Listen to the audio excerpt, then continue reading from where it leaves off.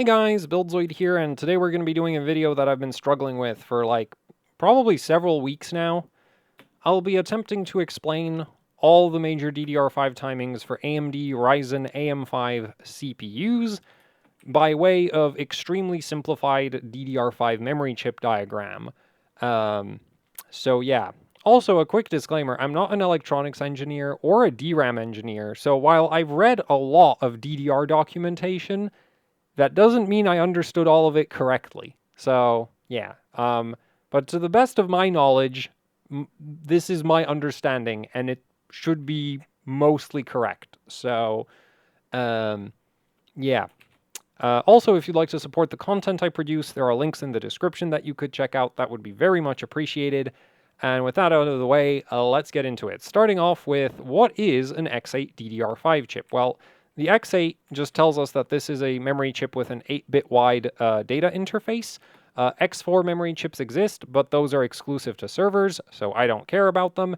X16 memory chips exist, and those kind of suck, so I also don't care about those either. Actually, the reason the X16 memory chips kind of suck is because they have less bank groups, so you only see them in either very low-end memory kits or in applications where there isn't physically enough space for a full set of X8 DDR5 chips, because a DDR5 memory channel is 32 bits wide, so you need 4 X8 memory chips to fully populate a memory channel. Whereas with X16s, you only need 2 of them, right? So if you don't have a lot of space, like in a laptop, you use X16 chips.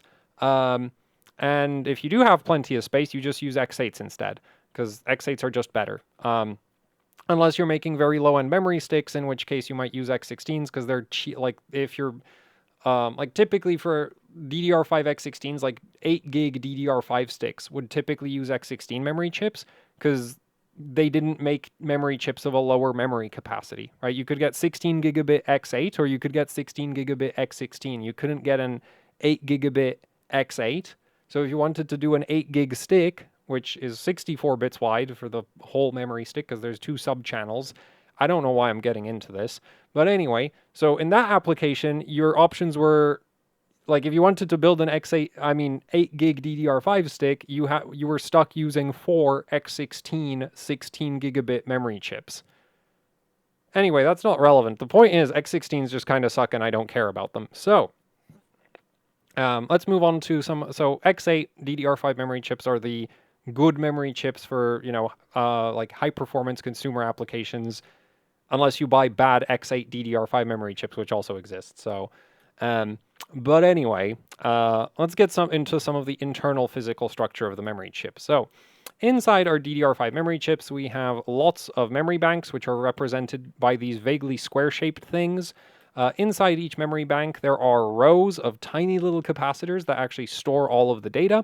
But because these capacitors are so tiny, they're incredibly inconvenient to work with.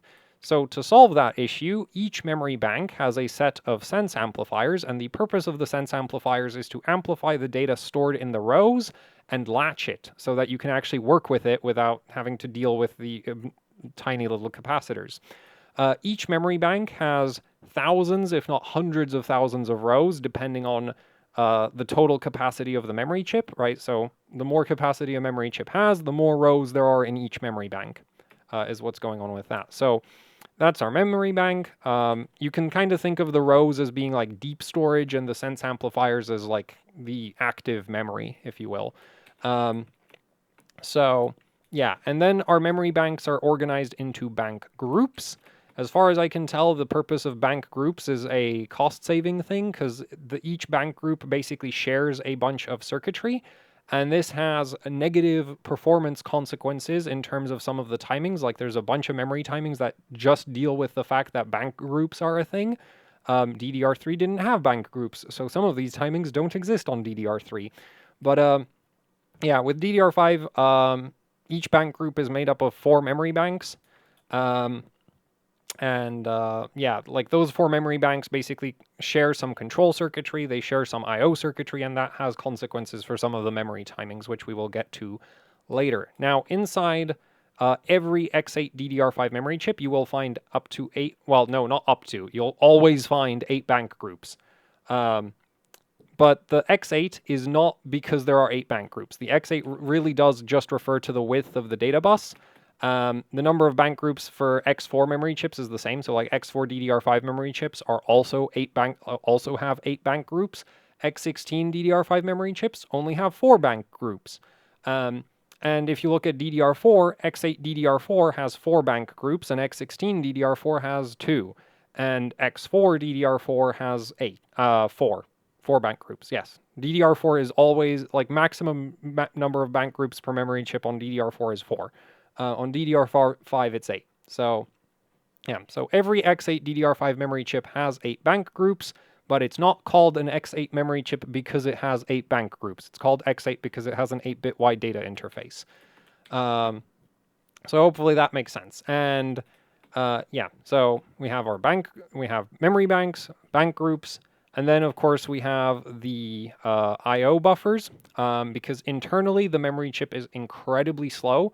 So for say DDR5 6400, the data bus is running at 3.2 gigahertz.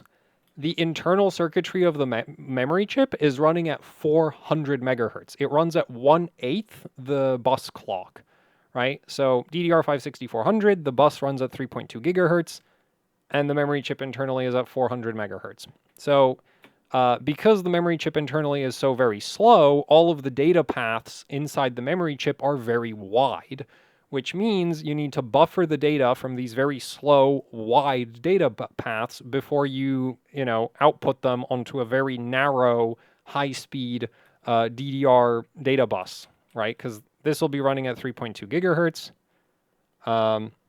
This is 400 megahertz.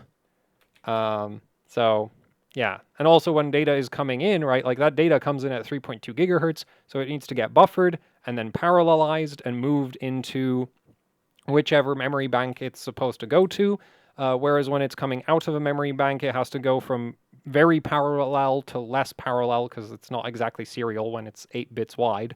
Yeah, so that's why we have I/O buffers, because internally the memory chip is still extremely slow. In fact, memory chips haven't really, like the internal circuitry of memory chips hasn't really gotten much faster since the DDR1 days, which was also running in like the 100 megahertz-ish range.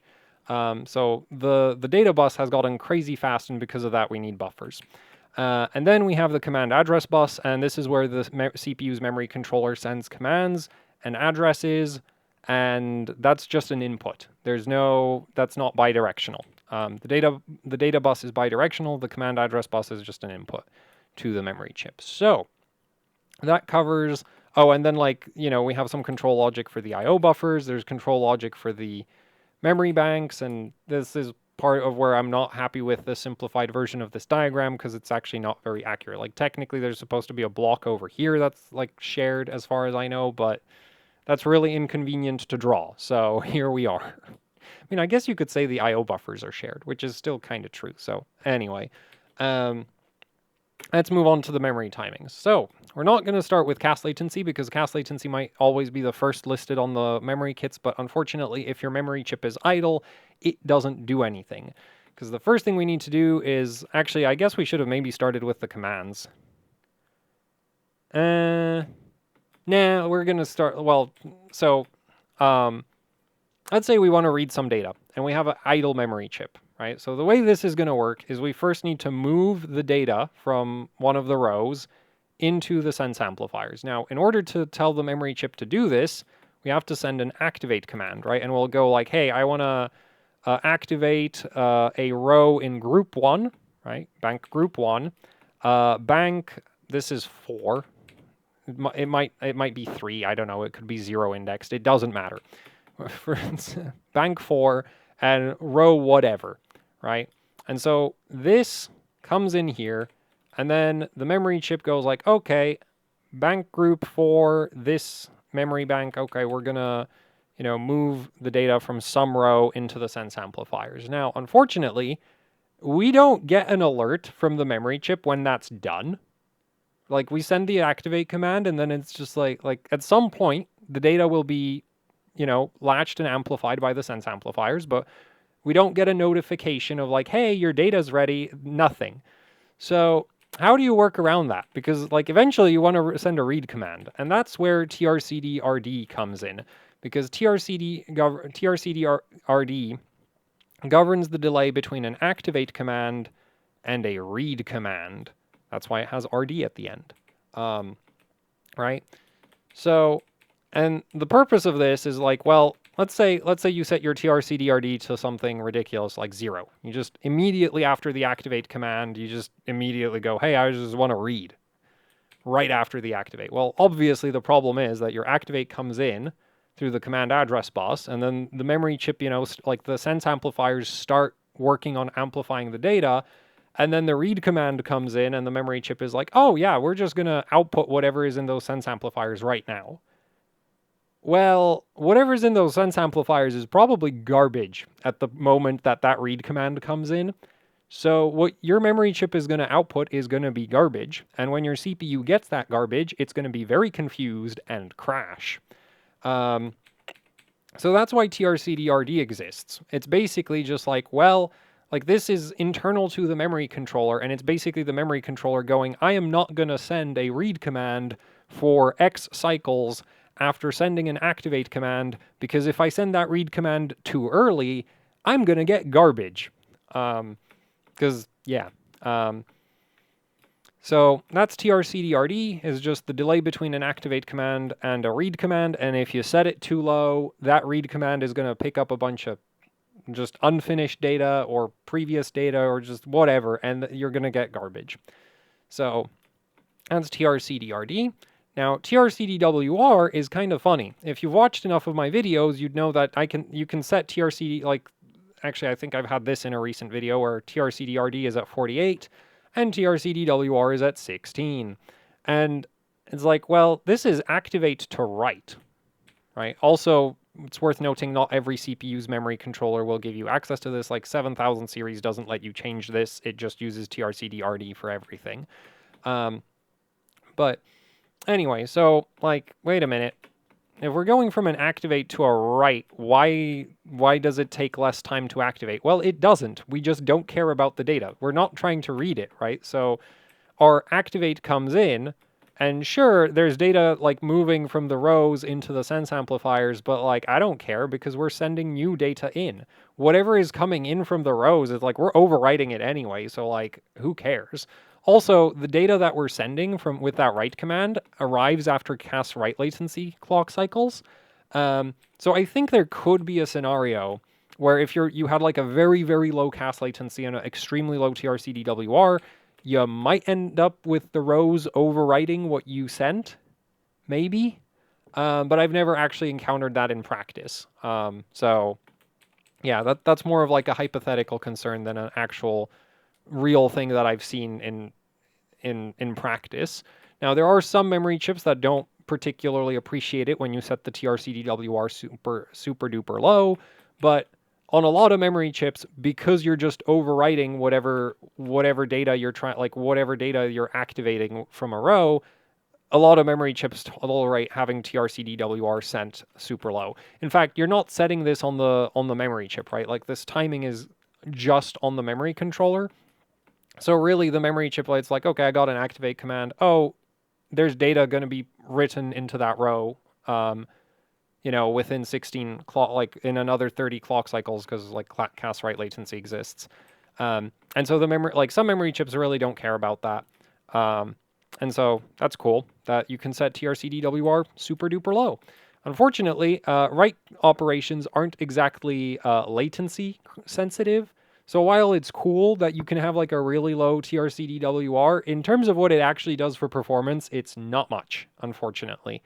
Because yeah, there's very few scenarios where the CPU desperately needs to write something to the memory right now, right? You can usually wait a bit before having to write something. So anyway, now moving on to cast latency. Now cast latency deals with the delay between our read command and the I/O buffers actually outputting the data, right? So cast latency is one of the timings that the memory chip actually knows about. Like these are just set on the memory controller, and it's just like memory controller says, I'm not going to send a read command too close to an activate, and I'm not going to send a write command too close to an activate. Cache latency, on the other hand, this is stored on the memory chip, because when you send a read command, right, so we have some data ready to go in our sense amplifiers. It's already been fully amplified. Our read comes in. The memory chip then goes grab the data, and it has to move it to the I/O buffers. Now, we don't know how long it takes for the data to move into the I/O buffers. We have that same problem that we have with the activate command, where it's like, I don't know how long it takes for the data to go from the rows to the sense amps, and the memory chip won't tell us when it's finished. Similarly, it won't tell us when it's finished moving the data to the I/O buffers, and actually, funnily enough, even the memory chip doesn't know when that is finished. So what the cache latency timing does is it basically starts a internal clock inside the memory chip where it's like, okay, I got a read command. In 30 clock cycles, whatever, like let's say you have TCL 30, right? I'm assuming like, well, yeah, so TCL 30, you're on a DDR5 6000 CL30 kit, right? My favorite flavor of generic Hynix memory for DDR5. So in 30 clock cycles, the memory chip is going to output whatever's in those I/O buffers, right?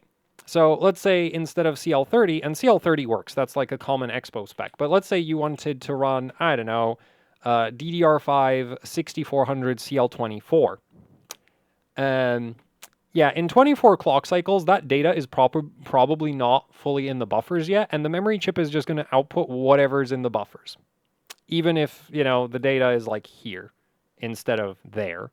And when that happens, well, your memory controller is going to get garbage, and it's going to, then the CPU is going to get that. It's going to get very confused and crash. So, yeah, cache latency is basically giving the memory chip enough time to move the data from a memory bank into the I/O buffers. If you set it too low, the data doesn't finish moving by the time the buffers actually output it, and you get sent garbage.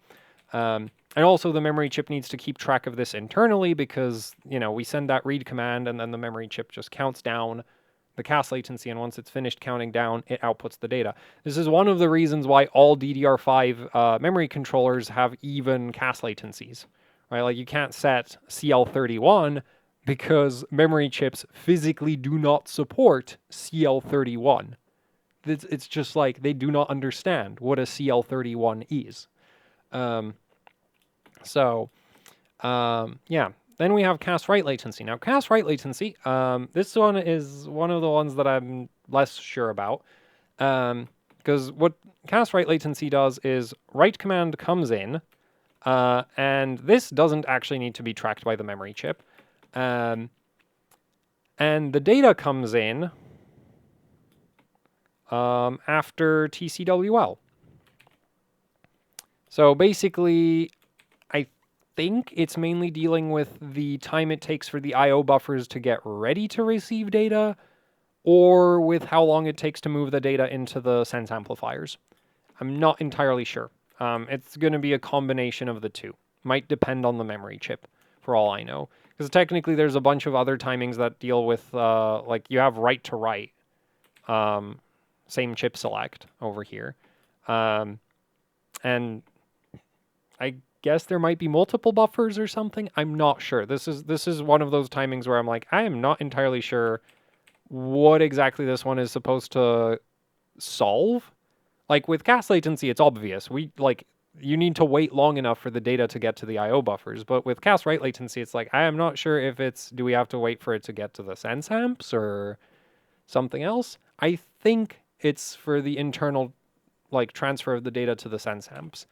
And I think there's multiple input buffers, like multiple sets of input buffers. Because, yeah, yeah. So this is one of the ones where it's like, I am really not 100% certain what this one's supposed to solve, but you have the same issue as cache latency. If you set this too low, your data doesn't, your data gets corrupted, and the next time you go to read the data, it's going to be garbage. That's like the fun thing with write operations, is you don't actually know if the write operation completed correctly until you try to read, right? Like, you don't get any indication of, like, something went wrong trying to store the data. So, anyway, that's cache write latency. So, we have now activated a row in a memory bank. We have read some data. We have written some data. and we would like to put that data back where it came from, so that it doesn't we want to maybe read some other data in some other row. So in order to do that, we need the precharge command, which tells the sense amplifiers to move the data back into whichever row it came from. And you'll notice the precharge command doesn't need to specify a row, because the activate command opens a specific row, right? And similarly, read and write don't have to specify rows, because if I sent an activate to, group 1, bank 4, row 10, I don't think there's 10 lines over there, then, I can read column 200 or whatever, or I can write column 69, and then when I want to all of these operations are always going to be happening on row 10, because that's the only row that we've activated in that group and bank, right? So it would be like group 1, bank 4, group 1, bank 4, and then we just specify which column, because this is the row that's active in there. And then when we want to precharge, we just send a group 1, 4, bank 4, whatever's over here, just shove it where it came from, right? Which would be row 10. So that's why a precharge command doesn't need to have a row specified in it. Now, before we get to actually precharging, we have to be careful about not starting the precharge before the sense amplifiers are ready to precharge. And that's where RTP and TWR come in. Now, RTP is kind of wacky, because RTP is from the read command, not the read data, to precharge. Also, both RTP and TWR are stored on the memory chip, as in, well, they are stored on the memory chip. Technically, the memory controller can override them if you have an Intel CPU, not AMD. And the reason these have to be stored on the memory chip is because there is a variant of the read and write command called read auto precharge and write auto precharge, where the memory controller, sends a read with, say, auto precharge, and the memory chip deals with the precharge itself. So the memory chip needs to know, hey, if I get a read auto precharge, how long do I wait before I start that precharge, right? So the memory chip needs to be aware of that, so it has an internal RTP register, and it also has an internal TWR register. Now, read to precharge is kind of wacky, because what you'll see in a lot of my DDR5 videos is I'll have RTP set to 12 when CAS latency is set to 30, or lower even, or higher. And read to precharge is from the read command, right? So you'll have read, and then say 12 cycles. You'll have a pre, and the thing is the data out from that read command is this is going to be in 30 cycles. So it's wait a minute. We're going to start putting the data back before the IO buffers are even ready to output the data. And yeah, that apparently just works. And honestly, that's even default JDEC behavior. If you look at the default DDR5 timings, RTP will usually be 20, at DDR5 6000, it'll be 20 something, right? So it'll be 21, 23, something like that, which is still way lower than CAS latency. So yeah, read to precharge, kind of a funny one. And the main concern is if you start the precharge too early, I guess your data just doesn't precharge correctly, right? If the sense amplifiers are still doing some part of the read operation, and then you start the precharge, then either the read doesn't go through correctly or the precharge doesn't go through correctly. So either you immediately get corrupted data, or you get corrupted data the next time you try to access that row. Not really sure which one of those happens. Might depend on the design of the memory chip itself, but that's what read to precharge is supposed to prevent, is read to precharge is basically giving the sense amplifiers, I guess, settling time after a read operation. So yeah, but the funny thing is you can run really low read to precharge on some memory chips, and on some memory chips you can't, which again, so apparently some have sense amplifiers that deal with read commands faster or something. Anyway, so that's read to precharge. Kind of a wacky one. Now, TWR makes a lot more sense, because that one's from the write burst, and that's also why it has a different name, because this is write recovery. It's not write to precharge. though that does exist on Intel CPUs, it's write recovery. And write recovery is counted from the data arriving at like the final, or like the end of the data coming into the IO buffers, because DDR5 has 8 cycle burst length. So every data burst is 8 clock cycles long. And TWR starts at the end of that write burst. And TWR is also stored on the memory chip. It has a minimum value of 48. Memory chips literally just like, you tried to define a TWR or less than 48, and the memory chip is just like, I have no concept of values lower than 48. So that's why on AMD CPUs, if you're minimizing TWR, it ends up at 48, because that is literally the smallest number a memory chip can understand in its TWR register. And the idea is, your data comes in, and then 48 cycles later, you can send a pre-charge. Or if, because you'll have like a WR over here, right? So here we'll have the cast write latency. So actually, you know what? I am actually going to draw out the whole set for this, because I think that's going to be kind of fun. So we send our write. Then over here, our data is going to arrive. So data, this is going to take 8 cycles, right? This gap between, like from, oh boy, okay, this is really badly. This will be cast latency, like cast write latency, right? TCWL. And then here we're going to have TWR. And then over here we have our pre-charge command. So this is how that stacks up. Of course, if you send a WR auto pre-charge, so WRA, this part doesn't happen because the memory chip just goes like, oh, I've finished receiving the data, internally counts down 48 cycles, and then immediately starts the pre-charge operation of storing the data into the rows. And obviously the idea with TWR is that we need to give the data enough time to get over to the sense amps, and then the sense amps enough time to actually like settle down and then get ready for the pre-charge operation. I don't think they actually have like a pre-charge like preparation procedure, but like you need to leave, like the idea is you leave the sense amplifiers idle for some time after a write, and then it's like okay to store the data. So that's TWR.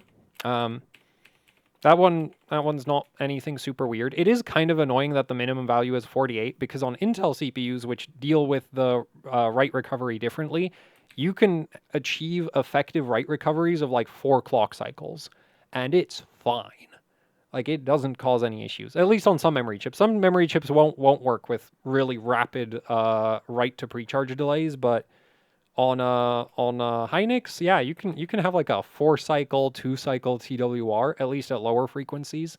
But yeah, on AMD, it's hard limited to 48. You cannot set it lower than that, because that is the internal limitation of the memory chip for that timing. Now, next up, we get 2 timings that I don't like. Actually, you know what? Well, yeah, no, let's do these. So TRAS and TRC. So TRAS governs the delay from an activate command to a pre-charge command. Basically, the concern is if you move the data into the sense amplifiers and then immediately want to put it back, that could cause a problem.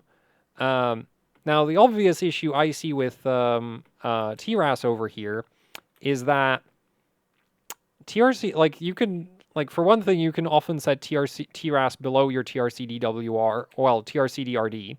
Right, you might have like TRC-DRD 36 and TRAS 30, and it's like, yeah, that apparently works. What's even more confusing when it doesn't work, I've run into that with a few memory kits at this point where it's like, wait, how can you, like, how can say 36 work, and then if you set this to 30, it doesn't? Like, what? And actually, what's even funnier is if you actually have a read command, right? The minimum delay from an activate to a pre-charge is going to be TRC-DRD to TRTP, right? That's like the smallest gap you could have. And if your RTP is like 12 or something, then like, why does this even exist? I have no idea. So, and also write recovery is even worse. Like if you're going from a TRC-DWR, you go cast write latency, then you have your 8-cycle burst, then it takes TWR before you can even send the precharge. Like, right? Like, so if your TRC, like even if this is set to 16, this is 48. How does this timing do anything? Why does it? Well, no, like if you're tightening it, why does this even do anything below a certain point? I suspect, and actually on DDR4, TRAS like didn't have any weird behavior like it does on DDR5 AMD memory controllers. I suspect with DDR5, AMD added some kind of speculative row opening functionality, because I don't know why you would open a row and then close it without sending a read or a write or like do something, damn it. Why would you immediately try to precharge unless you're like trying to guess at what row is supposed to be open next? And sometimes you make a mistake and then it's like, oh, we need to close this right now. So yeah, I don't like TRAS at all. Like I can understand when it's set very high because yeah, on some memory chips, well, the one of the concerns is that the activate command itself is relatively energy intensive. And precharge also is kind of energy intensive, so you don't really like, you could basically brown out the power supply inside the memory chip if you do, you know, energy intensive commands too quickly one after the other. There's a bunch of other timings dealing with that kind of concern as well. But yeah, when overclocking, like TRAS is just like, I have no idea why this exists. Now, TRC makes a lot more sense because TRC governs the delay from an activate command back to another activate command. So basically, you'd be bouncing activate, precharge, activate. And again, like on some memory chips, this does actually end up being quite a limitation. You just can't activate a row in a memory bank that you've activated a row in earlier within a certain number of clock cycles. Now, with DDR5, I've not really run, well, with Hynix DDR5, I've not really run into that being much of a limitation. I think Samsung and like Micron, this is actually quite a significant concern where like, yeah, you can't set super low TRCs because the memory chip, like that second activate just doesn't work correctly at that point. Maybe if you had like a really long TRC DRD and TRC DWR, you could like run really low TRC, but that would be stupid because yeah, like that doesn't, you don't actually want to do that. Like super low TRC is a very niche scenario, right? Because you're basically talking about scenarios where you go, like you go activate and then immediately want to precharge and activate something else, right? So you're basically like not using reads or writes. In more, like typically you would expect something like you send an act and then you have a bunch of read commands or maybe a bunch of write commands, and then you might send a precharge. You wouldn't really expect to just have like a, yeah, act, pre, right back to activate, right? Like that's kind of a weird scenario, but it does happen. So yeah, these two can cause stability issues. Even though it's like, yeah, I don't like either of these.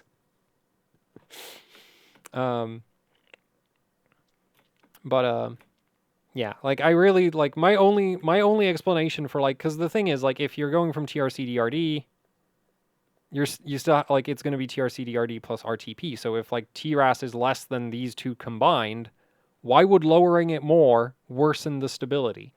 Unless the memory controller is like sending pre-charge commands before the activate is even finished. In which case, like, why are you activating rows that you're not accessing? Like, you're not reading from it or writing to it. Why? Anyway, so yeah, don't like TRAS. I can understand why TRC exists. This one makes sense. Like, fair enough. You can't do, you know, back-to-back activates on the same memory bank because it causes issues. The like sense amplifiers need time to recover or something. But anyway, so finally we get to TRP. Now TRP governs the delay from pre-charge to activate because, believe it or not, we do need to give the memory chip enough time to move the data from the sense amplifiers back into a row before we start moving new data into the sense amplifiers. That is the purpose of TRP. Right? So a like full sequence of access, like Like, let's say you want to open a row, read something, close that row, and open a different row on one memory bank. The full sequence would be, because we're reading, right? So we start with TRCDRD, RTP, because TCL is not really going to factor into this, right? You can start RTP while as the read command comes in. So it's going to be like act. Then, well, this is going to be our, like this time right here is going to be TRCD. Then it's going to be TRP. And then we're going to go back to another activate. So I actually drew that really badly. Oh yeah, I did draw that really badly because it would be like this. Act, read, pre.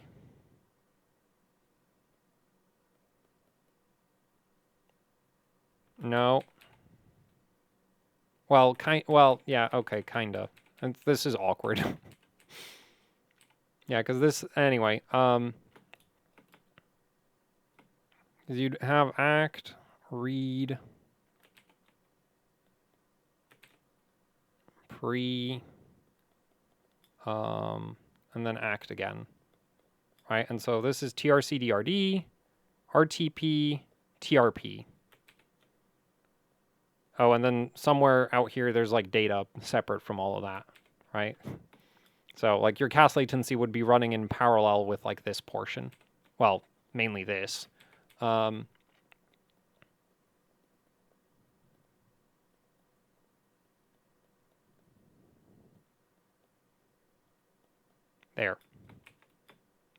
That's a better way of drawing that. And then of course like TCL to data is going to be, well, TCL. There.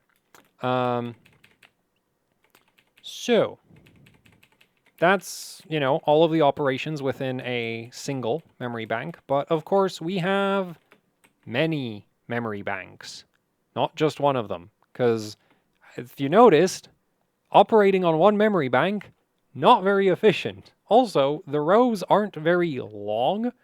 Off the top of my head, I want to say they only have 1024 columns in them. So there's not like when you open a row, it's not actually a lot of data. There's not really a lot of data easily accessible in that row. So if you only had one memory bank, life would kind of suck because you'd be constantly pinging around these timings over here. And all of these are really long, right? So you would never be able to saturate the data bus of a DDR5 memory controller. Like, it would just be impossible. There is simply not enough memory bandwidth within a single memory bank to fully saturate a data bus, especially if you want to open different rows. Because every time you're opening a different, like, oh, it's like we read one thing and then it's like, so, you've got your TRCD, TRP, and then you'd just be hitting RTP, TRP, TRCDRD, and over and over and over again, and everything would just take forever. And that's why we have so many memory banks. And then we've got timings dealing with operating across so many memory banks. So TRRDS is the delay between two activate commands, but two activate commands in different bank groups. So you could go like, hey, I want to activate this bank and I want to activate this bank. This delay between these two activations, that is TRRDS. Now, the concern is that, like I mentioned earlier, activate commands kind of power hungry. So if you try to do too many activations too quickly, it might cause the later activations to not, basically the internal voltage inside the memory chip will drop. And at some point, your activations are just not going to have enough power to go through quickly enough. So effectively, your TRCD-RD might have to get longer and longer if you keep spamming activate commands too quickly. Now, in practice, I've never run into that. At least not with, well, okay, that's not true. On 24 gigabit, if you set TRRDS to 4, it's probably not going to post. But with... well, okay, yeah, so technically I have run into that, though I didn't try fixing it by just shoving more voltage into it. That would probably work. That does work on some other memory chips, at least for TRRDL. Now, TRRDL is the same idea, but now it's about activate commands within the same bank group. So this right here, hey, I want to open a row here, I want to open a row here, that is dealt with by TRDL, and TRDL is typically even longer than TRDS because the bank group shares a bunch of its circuitry, which includes the power delivery, right? So TRDS is like, oh, we're concerned that if, this memory, like this bank might lower the, stress the power supply inside the memory chip so much that like activating over here is going to be a problem. While TRDL is like, yeah, this bank activating might be a problem if we also try to activate over here. Right, like this one activates and this one's not going to have enough power to get through and activate anymore. So that's the purpose of TRDL. Now, the fun thing with DDR5 is because DDR5 has an 8-cycle burst length, setting either of these below 8 doesn't really do much. Because if you go like act, read, actually, no, you'd go like act, right? And so this would be TRDS, let's say. So I go like, hey, I want to activate here, and then it's like, I want to read here, and then I want to read here. So obviously then we're going to have our, TRCDRD, right, to our read commands over here. But the thing is, each of these read commands outputs 16 bits per pin, right? So 16 times 8, because it's 8 bits wide, and then also it's going to be 8 clock cycles. I'm botching that explanation. So basically, you can think of it as like you have your 8 outputs, 1, 2, 3, 4, 1, 2, 3, 4, and each of these will have a queue of 16 bits behind it. And those 16 bits get output in 8 clock cycles because it's DDR, right? Double data rate. So you have 16 bits per pin in 8 clock cycles. Also, there's 8 pins. And if you do the math on that, a full DDR5 channel is, 32 bits wide. So you get like 32. It works out to being 64 bytes per read operation. You cannot move less than 64 bytes. Well, I think technically there's something called a burst chop, but with a typical read command, you're getting 64 bytes. Anyway, but because it takes 8 cycles to move those 64 bytes out across the memory channel, there's not really a point. Like if this is 8, this gap, like between these two read commands, always has to be 8 cycles. Right? Or like the gap between the data has to be 8 cycles. So even if this was 4, this is still going to be 8. Now, there are some benefits to having very low TRDs, depending on the memory controller mainly, which is that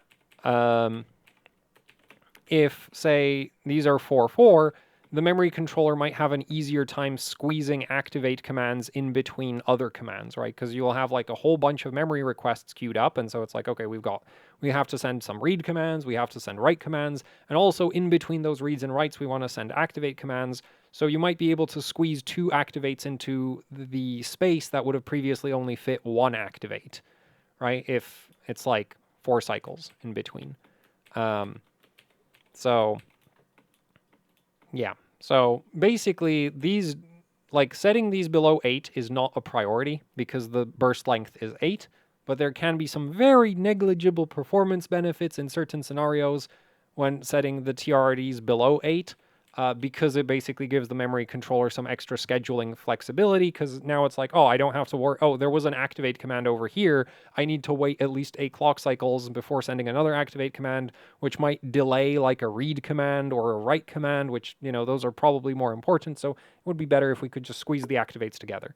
And then, yeah, there are memory chips where if you set your TRDS to 4, the memory chip won't even post.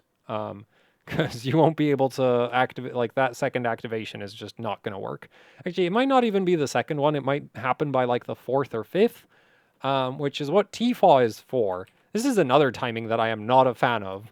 The reason I'm not a fan of this one is the idea is like, okay, let's say, so TFAW stands for 4 activate window, and the idea is basically, okay, let's say I go activate, activate, activate, activate, right? So we got our 4 activates over here. And each of these is going to be divided by TRDS. So that's going to be 8, 8, 8, right? And let's say I set my TFAW to, I don't know, 40. right? So then it's like, oh, I want to send another activate command. And so, like I mentioned previously, activate commands are kind of power intensive. So the concern is if you send too many of them too quickly, the memory chip won't have enough power to finish the, like, eventually, like, you'll run out of power and the next activate is just going to take longer, or it's not going to work properly and it's going to corrupt your data, whatever. So the concern here is like, okay, so we just did 4 activates in like 24 clock cycles. We can't do a 5th one for another 40 cycles. We've got to, like, TFAW is literally going to go like, well, this was too quick. So now we're going to wait for 16 cycles. My counter argument to this is like, instead of setting this to 8, you could just set this to 10. This could be set to 20, and then it's 10, 10, 10, 10. It's fine. This still takes 40, like going from here to here, still takes 40 clock cycles. So that old TFAW value is satisfied. Yeah, I don't know why TFAW exists. Now, well, technically the counter argument is similar, like counter argument to what I just suggested is the same thing I said about, hey, like if you set TRDS below 8, it can give the memory controller some extra scheduling flexibility. TFAW is kind of the same idea of like, yeah, you can have like TRDs that are technically too low to sustain over long durations, but that's what TFAW is for. It'll just delay the 5th one, right? Like it'll just wait longer before sending another activate if there's been too many activates in too short of a time period. Now, the problem I have with this idea is that in my testing, setting TFAW to 60 and your TRDs to say 4.4, and this was on DDR4. So it's like 4.460. This has the same performance as like 50. Okay, it's very marginally faster than 15.1560, and they both suck. So, like, I don't know why this timing exists, because as soon as you start loosening TRDS, it hurts performance so much. Or, well, as soon as you start adding TFAW beyond TRDS times 4, right? So, like, you have TRDS 8, you want TFAW 32, right? If you start raising TFAW to, say, 36, this would have the same performance as if just you set this to 9. So I don't know why this exists. Because it doesn't, it's like, oh, if your TRDs are too short, just make them longer. Why have TFAW at all? Like, I don't see the performance benefits that this, like, supposed flexibility is supposed to deliver. I mean, I guess it's kind of similarly marginal to the whole, like, hey, if you set TRDS to 6, it's, like, slightly faster than 8. Anyway, TRDL, on the other hand, yeah, that's for, activates within the same bank group.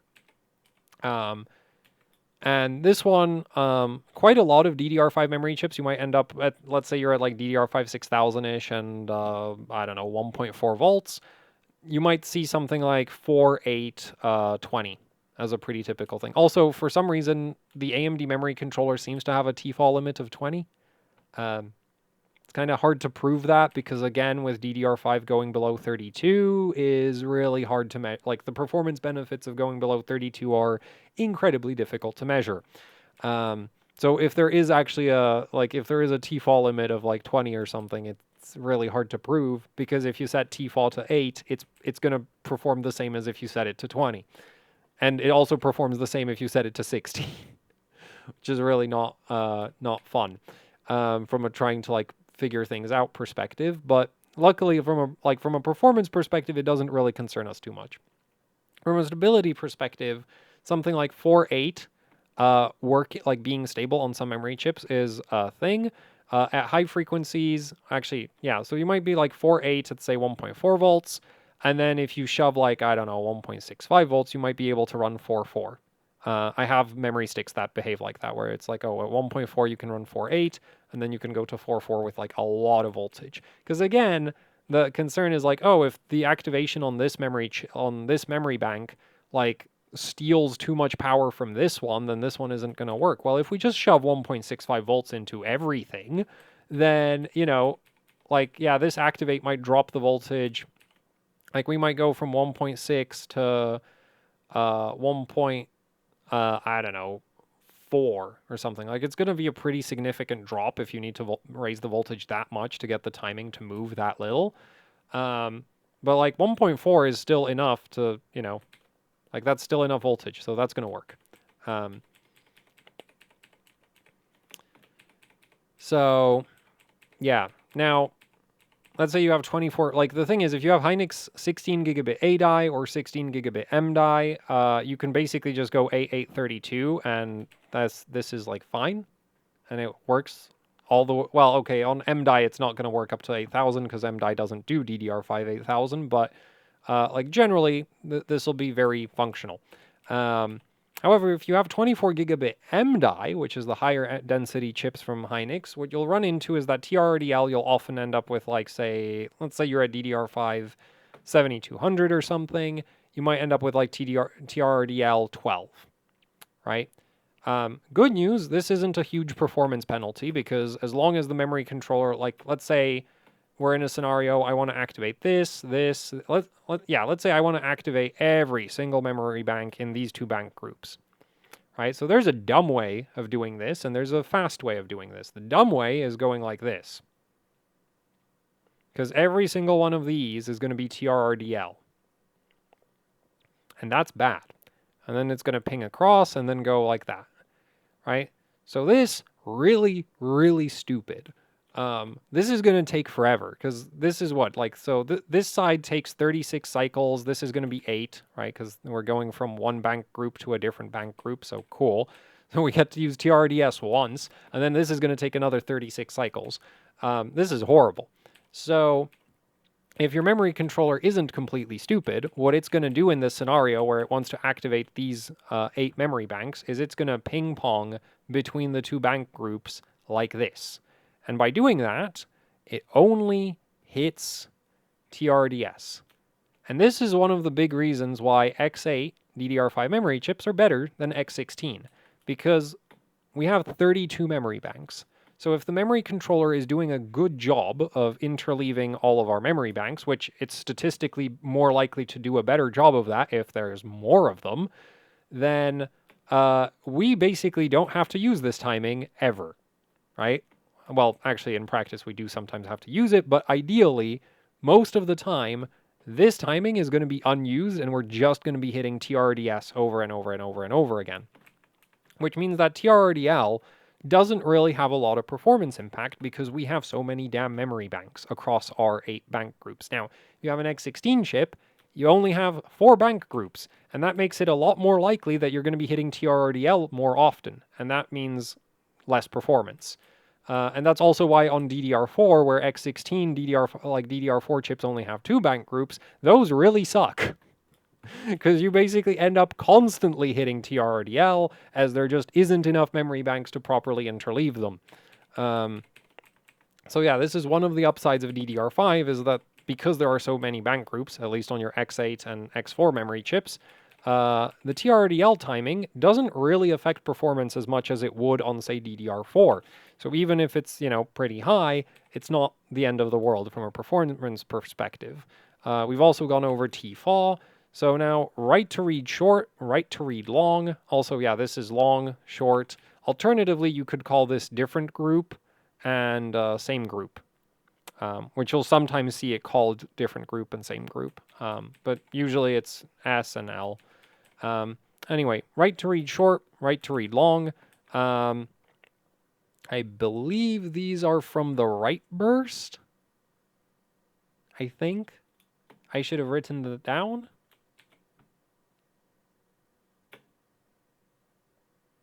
Yeah, it has to be from the write burst. Because, like, I don't know, like... Yeah, I'm going to go with that has to be from the write burst. Also, that, yeah, because Intel has it differently. Yeah, because Intel has, like, different timings for dealing with that. So, write to read short is, hey, I want to, you know, send a write command, say, here, and then I want to send a read command here, because the short literally just means different bank groups again, right? So the concern, like, basically the concern is the I/O circuitry within a bank group is shared between the memory banks. So if you want to send, you know, data in at the same time as you're moving data out, kind of causes a problem, which is why write to read long exists, right? Because the assumption is that you need more of a gap between a write and a read for like if that write and read are going to the same bank group. Whereas if they're going to different bank groups, well, you don't have a bunch of shared I/O circuitry, so that can just, I mean, the read command can just come through with less of a gap between them. So, yeah, so those are pretty simple. Mainly, basically, just to like these two basically just exist to deal with traffic jams and the I/O buffers and the bank I/O circuitry. Just like, yep, you don't want to be reading and you don't want to be reading and writing data at the same time because there's not enough circuitry to accommodate that. So you need to space those operations out a bit, and if you're doing it in the same bank group, you need to space them out more. Now we get onto the back-to-back timings. Read-to-read, same chip select. I hate this naming scheme. So same chip select just means same rank. And the L means same bank group. Intel has a way nicer naming scheme for these, but oh well. So same bank group means, hey, if you want to, go like, hey, I want to read from here and here, that's going to be governed by this timing. Again, we also have read-to-read, same chip select, no S for some reason, but that one is the short one. So same chip select, different bank group. So it's like, hey, I want to read from, let's say, these 4 memory banks. If I go from reading here to reading there, that's governed by this timing. If I go from reading here to reading there, that's governed by this timing. Now, typically this one's set to 1, and you might see this one set to like 4 or 8, depends what frequency you're at. Also kind of depends on what memory chip you have. So between different bank groups, I believe this is actually equal to 0 because the idea is that you're basically going to be outputting a constant stream of data with no gaps in between it, right? So you'd have like data. Okay, wait. Should have put a gap between them, right? And then here is where the timing comes in. So that'll be TRD, RD, SCL, or SCS, right? Depending on if you're, if this data is coming from over here and then this data is coming from over here, then it'll be SCS. And if the data is coming from over here and here, then it'll be SCL. And I believe this is 0 because you should DDR, the DDR5 is supposed to be able to send a continuous stream of data. So this is a thing that has bugged me about AMD's memory controller for a while, is why is this 1? Because on Intel CPUs, you get this, this goes to 8, right? And that makes sense because this data block over here, this is 8 cycles long. This is 8 cycles long. And on Intel, this is from the read command. So it's okay, so you have your read, and then okay, so there's no gap because this gap is there's an 8 cycle delay between our 2 read commands, and then so that's cool. But yeah, on AMD, for some reason, the equivalent timing is 1. I'm assuming it is actually 0 at 1. I could be wrong about that. I've tried asking. I've not gotten an answer. I am very annoyed. I'm 99% certain that 1 is actually 0. And I've also been wondering if AMD memory, AMD, because Intel's memory controller with these timings does some pretty funny things. If you set your SCL to 7, that's actually 8. If you set this to say 13, that's actually 14. It's always an even value with DDR5.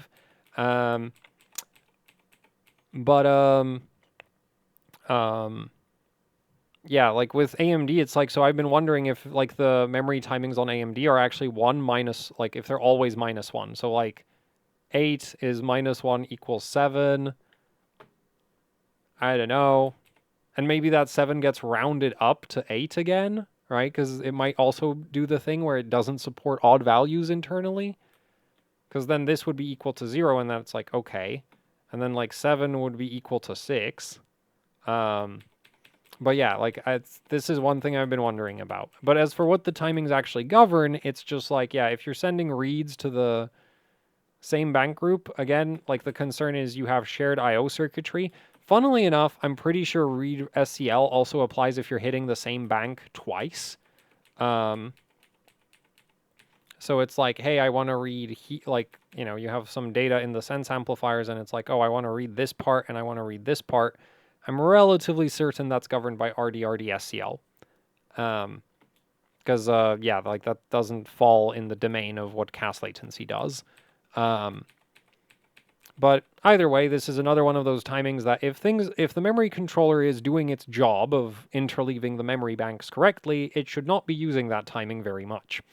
And the purpose of that timing is to accommodate the fact that, yeah, there's a bunch of shared I/O circuitry within the bank group, and so you can't have read data all, like, squeezing through that circuitry all at the same time. Different bank groups, not a problem. Now, write-to-write SCL on AMD is really wacky because for some reason you can set it to 1, even at very high frequencies.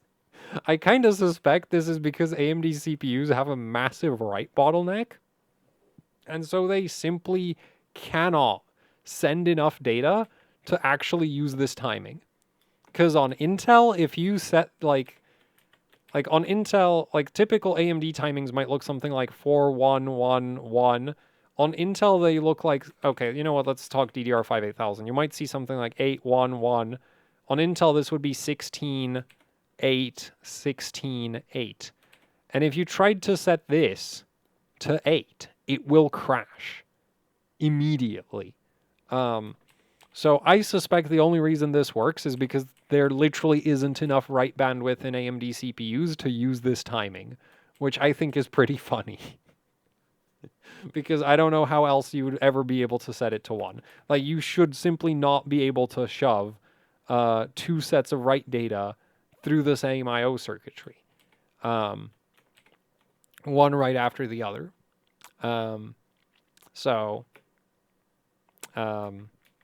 Yeah, but anyway, this like write-to-write just governs the gap between, you know, success, like one write command after the next write command.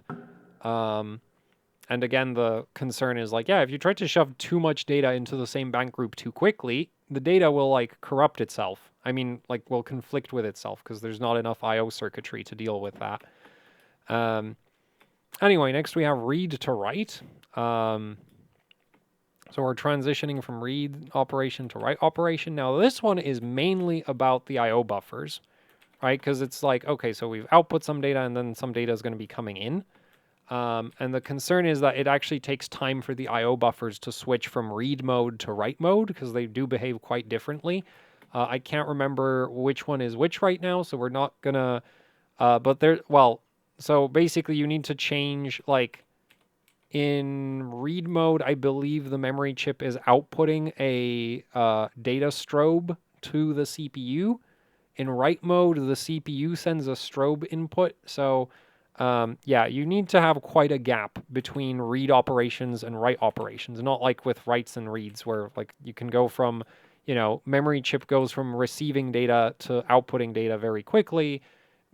You need time to go from outputting data to receiving data because the memory chip needs to get ready for receiving that data, and that's where RDWR comes in.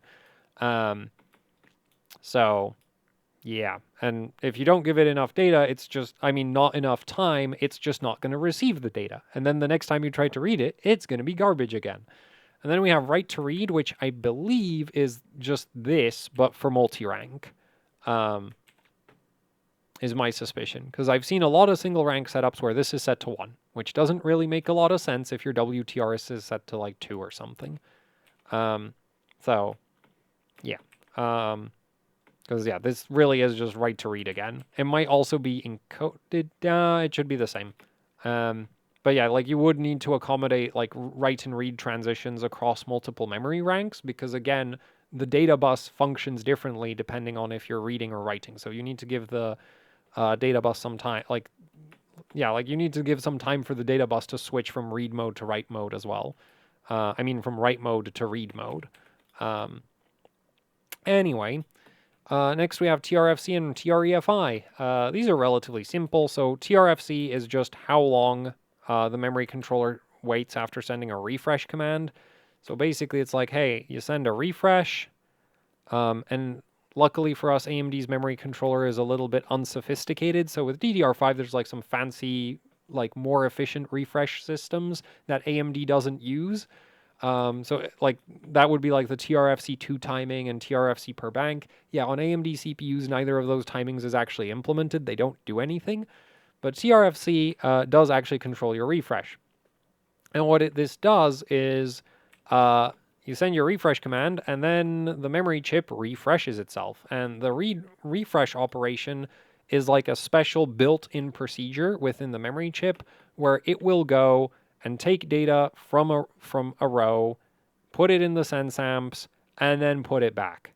And it will do that for every single memory bank. So yeah, and how this procedure is implemented is going to affect how long it takes, how much voltage the memory chip is running on will sometimes affect how quickly this happens. What temperature the memory chip is at will also potentially affect how quickly the refresh procedure completes. It's also worth noting that, like, yeah, when you go through a full, like, like, if you go from an act to a pre-charge, like, that actually refreshes that row. So that's kind of fun. But yeah, the refreshes, like, basically each memory bank keeps track of which rows haven't been, like, accessed recently, so they need to get refreshed.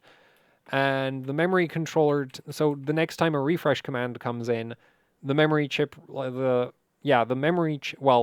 each memory bank will refresh one of the rows that hasn't been refreshed in sequence. And then there is the refresh interval, which is how often that refresh command is sent. Also, if you, like, the purpose of TRFC is that we wait after the refresh command before sending or activate, right? Because when you send a refresh, every single memory bank gets pre-charged. And then then it'll go refresh a row, and then it pre-charges that row, and then everything is idle, right? So after basically refresh resets the entire memory chip every single time. So after a refresh, the first thing the memory controller will be doing is smashing out activate commands, because everything's closed now, right?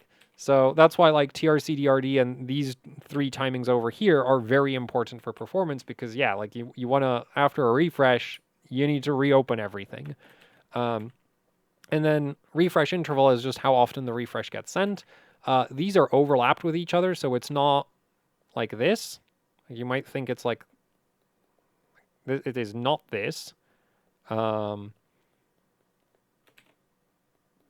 it actually is this, right? So theoretically, if you set your TRFC to like 1,000 and your refresh interval to 1,000, you would never be able to access anything on the memory because it would be constantly refreshing itself. So don't do that. But this also means that it's actually very easy to calculate how much time is spent on refresh. Now, by spec, the refresh interval for DDR5 is, I believe, 7.8 microseconds, which is that weird U thing. I think it's... Wait, how is that weird U? Anyway, but yeah, like microseconds. I'm just going to use a regular U. Or is it 7.3? It's like 7-something microseconds. And the refresh cycle actually depends on the density of the memory chip. I don't actually know why that is. I guess just smaller, denser capacitors need more time to get refreshed or something. Like, to be fair, the higher density memory chips pretty universally have worse refresh cycles, even when you try, like, overclocking them. So, yeah, like, I can understand, so in practice, like, yeah, the refresh does generally take longer on, like, a 16 gigabit memory chip than on an 8 gigabit memory chip, but why that actually is, for, like, physics reasons, I don't know. Don't design memory chips. Anyway, so yeah, higher density memory chips, longer refresh cycles out of the box. When you're overclocking, the fun thing is, like, let's say you set your refresh cycle to 500 and your refresh interval to 50,000. It is very easy to calculate from this what percentage of the available clock cycles are spent on refresh. In this case, it's 1%. Because, yeah, TREFI, and pushing your refresh cycle below 1% doesn't really do much, right? Because, like, the default refresh interval for DDR5, like, off the top of my head, your TRFC might be like 800 plus, and your refresh interval will be like 11,000, right? And in this scenario, you're looking at like about like 7% of your available clock cycles are just spent sitting there refreshing memory. Now, this is very important because those tiny little capacitors are tiny and don't really store a lot of energy, so they have a tendency to discharge themselves over time. So if you don't refresh them often enough, your data goes bye-bye. But if your memory sticks aren't running stupid hot, you can usually run refresh intervals of like 50,000 or higher. And with TRFCs of like 500 or lower, and then you free up like, another 6% of your available memory clock cycles, which is a lot faster. Like, like effectively your memory is like literally you're freeing up like 6% of your, like you're basically getting 6% more clock cycles to read and write stuff, which is like good. So, yeah, I think that covers everything. So yeah. So these timings just deal with operations within a memory bank. These timings, actually sort of all of these, deal with operations across memory banks, right? Either within the same bank group or across different bank groups. S is for same different bank group. I hate that. I hate that so much. That's why it should be called TRDDG instead of S, because it's like S same. No, it's different. So yeah, S is different bank groups because it's short and different bank groups don't share circuitry, so you can do stuff quickly. Long is, well, L is for long, which is the same bank group, and it takes a long time because the circuitry within a bank group is shared. Yeah, and then we have refresh, which on AMD refreshes the entire memory chip every refresh interval time.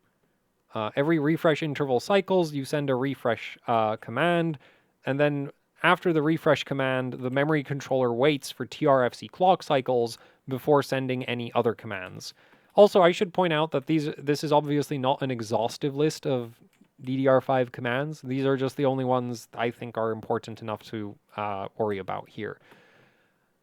So, yeah, that really should be everything at this point. And at this point, you might be wondering, but BuildZoid, none of what you've explained is like particularly helpful for figuring out how low you can push a memory timing on a memory chip that you've never used. And it's like, well, yeah, that's the issue, isn't it? Because all of these timings are literally just like, you're basically just hoping that some operation, like an activate or a read or a write, finishes in that number of clock cycles, right? So like I said at the start, when you send an activate command, we don't know how long it actually takes for that row to get activated. And because we don't know, we have to wait TRC-DRD cycles and if you lower TRC-DRD too much, the activation isn't going to complete. If you don't lower enough, you leave performance on the table. Right? Like you could always set all of your timings to 128 or something. I don't remember what the register limit is. Like you could set them all insanely high, and then it's like, yeah, you'll never have to worry about stuff not finishing on time, but also you're not going to get anywhere because everything is going to take forever because you're just going to be waiting all the time for everything. So yeah. Hopefully this was interesting, if not particularly useful. Yeah, that's it for the video. So thank you for watching. Like, share, subscribe, leave any comments, questions, suggestions down in the comment section below. If you'd like to support what I do here with the channel, There are links in the description that you could check out. That would be very much appreciated. And that's it for the video. So thank you for watching, and goodbye.